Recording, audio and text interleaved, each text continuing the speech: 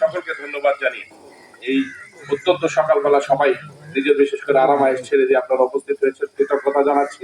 সবাই ভালো থাকেন, সুন্দর থাকেন। আগামীর সম্ভাবনার বাংলাদেশ আপনাদের সকলের হাতে।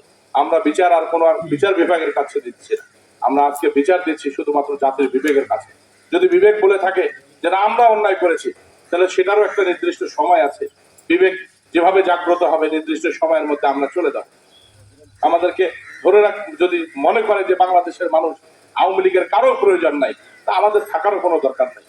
আমরা হয়তোবা বিপক্ষে থাকি আর কোনো যৌক্তিক আন্দোলনে আবারও হয়তোবা কখনো চেষ্টা করব, কিন্তু সেটারও একটা নির্দিষ্ট সময়, একটা সংবিধান সবকিছু মিলেই যেন সেই বিষয়গুলো বিবেচনা করা হয়, সেই আশাবাদ ব্যক্ত করে আমি আপনাদের সকলের মঙ্গল কামনায় আজকে এই মৎস্য সপ্তাহ, বিশেষ করে আগামীকাল মাননীয় প্রধানমন্ত্রী উদ্বোধন করবেন, সেই লক্ষ্যে মৎস্য সপ্তাহ এবং আমাদের মৎস্যর এই অ্যাগ্রোবেস ইন্ডাস্ট্রিগুলো কিভাবে আরো সুন্দরভাবে ত্বরান্বিত করা যায়, ভালো করা যায়, এই চাষাবাদ সম্পর্কে আরো অনেক তথ্যগুলো আমাদের মৎস্য কর্মকর্তা ইনশাল্লাহ আপনাদেরকে সহযোগিতা করেছেন বলেই আমাদের 3300 থেকে বোধহয় আমাদের 4100, মানে কি উদ্বৃত্ত আমরা এখন বিরামপুরের মানুষ, আমরা প্রায় 800+ আমরা এখানে মানে উদ্বৃত্ত মাছ আমরা করছি, যেটা আমাদের প্রয়োজনের থেকে বেশি।